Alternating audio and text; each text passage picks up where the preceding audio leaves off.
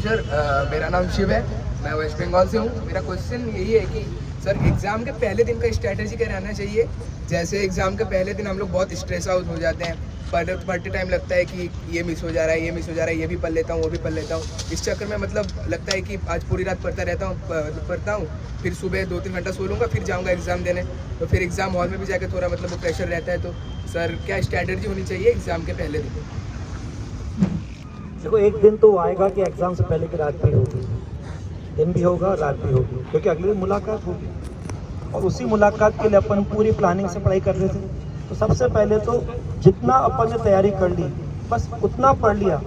Exam से पहले जितने दिन अब कम होते जाए ज़्यादा सोने की आदत डाल, क्योंकि आपने उसको बहुत पहले कंजूसी के हिसाब से कटौती करी है अपने शेड्यूल को पूरा करने के लिए, आपका जो टारगेट उसको पूरा करने के लिए। अब एग्जाम से पहले जितना पास आते जाए उतना आराम और तैयारी जितनी करनी थी कर ली। अब तो कुछ नया तो देखना ही नहीं, और कभी आपी दापी के हिसाब से भागम भाग की पढ़ाई भी नहीं करनी।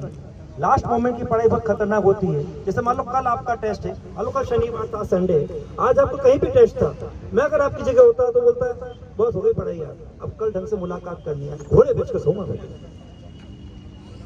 अब और घोड़े बिकते ही नहीं सर हमारे पास। क्यों नहीं बिकते? क्योंकि आपके दिमाग में रहता है यार वो नहीं आता, ये नहीं आता। सीधे सोचना चाहिए, इतना ढंग से पढ़ाई करिए, फोकस में रह के पूरा टाइम किलिंग एक्टिविटीज को अवॉइड करते हुए, पूरा डिवोशन डेडिकेशन से हर सेक्रीफाइस करते हुए मैं अपने ट्रैक पर ईमानदारी से चल रहा हूँ। उसको मुझे मालूम है कि जो मैंने किया है वही वहाँ पे आएगा। अब तो उसको वसूल करने का इसका ध्यान रखना है, इसलिए रात को प्रॉपर रेस्ट देना चाहिए। इसलिए मैं कह रहा हूँ घोड़े बेच के सोना। अंदर से आवाज क्या आनी चाहिए, आज है टेस्ट से पहले की रात, कल होगी असली मुलाकात, घोड़े बेच के सोऊंगा पूरी रात, और तब जाके बनेगी बात और दिमाग भी देगा पूरा साफ कर लो ऐसे टेस्ट से मुलाकात। डियर नहीं, क्या बन गया, डियर बन गया। और जब डियर कम नियर फेसेस चाहिए लाइन इसके लिए। लेकिन एग्जाम से पहले की रात भी आएगी ना, और बोलो सर कल तो एग्जाम आ गया। अरे बाबू लोग उसके लिए तैयारी तो कर रहे थे, अब तो एक्साइटमेंट होना चाहिए। जो बात मैंने अभी बोली थी वही हमेशा साथ होनी चाहिए।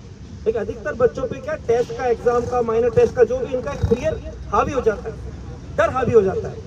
डर किसको नहीं लगता, लेकिन डर दो तरह का होता है। एक डर होता है खौफ का डर, वो कभी नहीं होना चाहिए।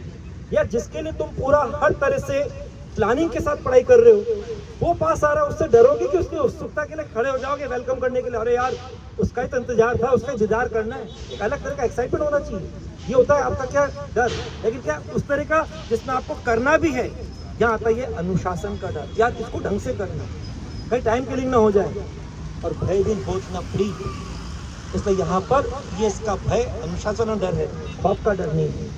उसमें आप क्या करो, कहीं पे भी आपका टाइम किलिंग ना हो उसका ध्यान रखोगे। फोकस में आपके ये रहेगा कि मेरी पढ़ाई में कहीं भी मेरा किसी तरह से टाइम वेस्ट तो नहीं हो रहा, हर जगह कुछ गेन हो रहा कि नहीं हो रहा, ये आपका डर होगा।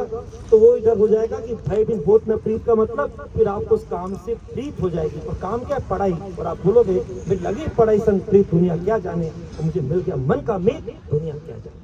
ये आपका